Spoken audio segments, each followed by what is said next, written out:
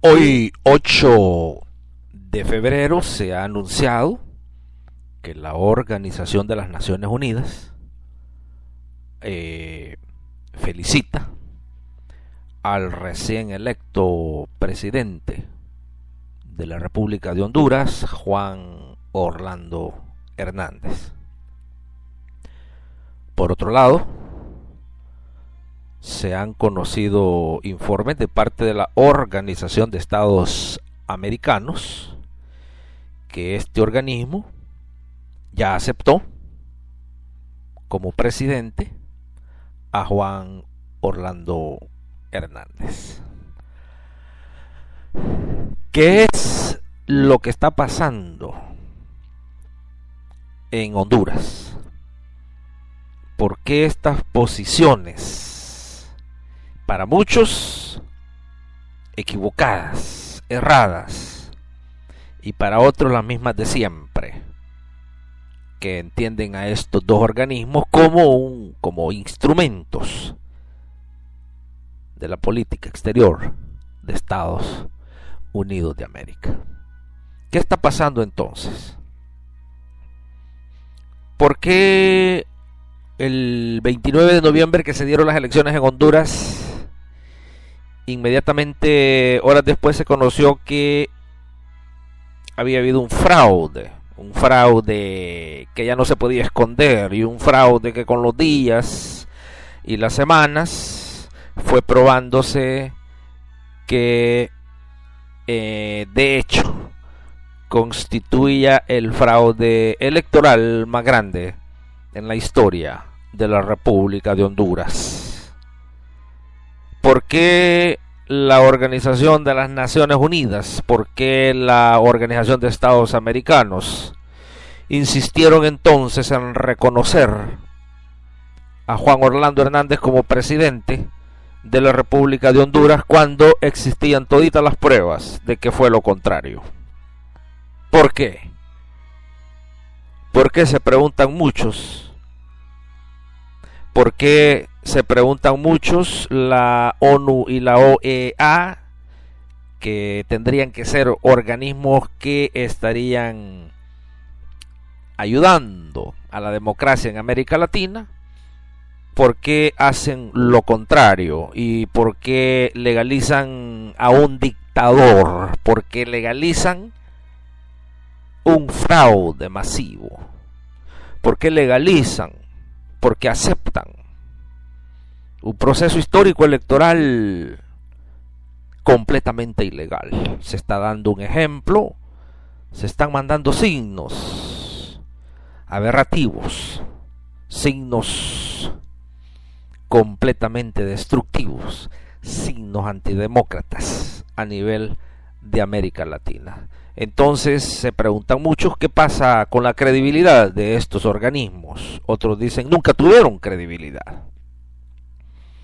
Desde que nacieron como organismos que se crearon para proteger los intereses de la política exterior de Estados Unidos, especialmente en aquel mundo después de la Segunda Guerra Mundial, en donde Estados Unidos surge como potencia, como la potencia mundial, quizás en ese momento más poderosa, y empieza a crear sus propios organismos a su propia imagen y a su propia semejanza.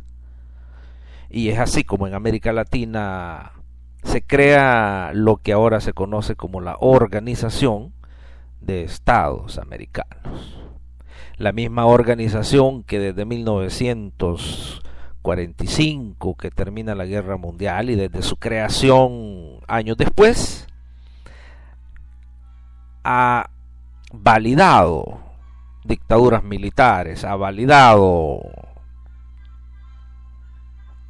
dictaduras ilegales, ha validado elecciones fraudulentas, ha validado golpes de Estado.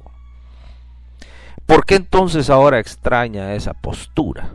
¿Por qué ahora extraña que la misma OEA reconozca que Juan Orlando Hernández es el presidente, aún con haber obtenido a lo más un 20% del voto, que es entonces la lección para América Latina. La lección para América Latina se puede visualizar en 2-3 puntos. Uno de ellos sería que ya no es garantía para los pueblos que ganen en las elecciones solamente. La segunda va acompañada de la primera, y es que ya no es suficiente que se ganen las elecciones. En América Latina las tiene que defender usted ahora. En América Latina usted tiene que estar listo como pueblo a tener mínimo un 60% del voto y un gran porcentaje de la población dispuesto a defender el triunfo electoral. Lo decimos porque en América Latina vienen elecciones bien claves, han pasado elecciones claves. Viene una importantísima que es la elección de México, que ya desde ya se augura un capítulo histórico, valga la redundancia, que va a ser historia en ese país. Y que no solamente va a ser historia, pero ya muchos están diciendo un México antes de las próximas elecciones y un México después de las próximas elecciones. Hay elecciones en Costa Rica, la segunda vuelta en abril de presidentes. Y hablando de fraudes electorales, hablando de intervenciones, pudiera ser que en Costa Rica se dé por primera vez un fenómeno interesante, y ese va a ser que se rompe con el tradicionalismo político y entra la religión. Hay grandes posibilidades que quede un pastor evangélico de presidente,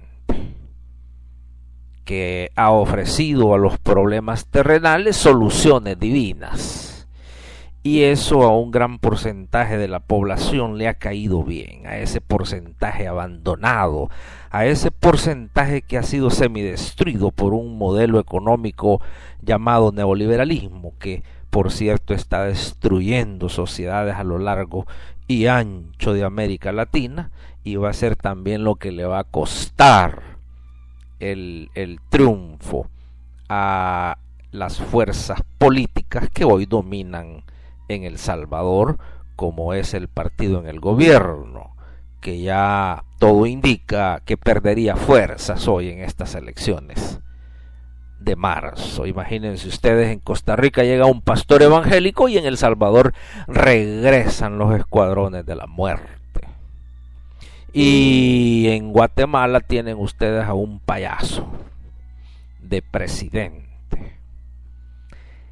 Ese cuadro es un cuadro dantesco, es un cuadro comparado solamente quizás con aquellos tiempos en donde había un dictador, Anastasio Somoza, donde habían dictaduras militares en Guatemala, en El Salvador, en Honduras. Entonces, ¿qué pasa con la historia de América Latina? Hay un retroceso, se está avanzando. Esto tendría que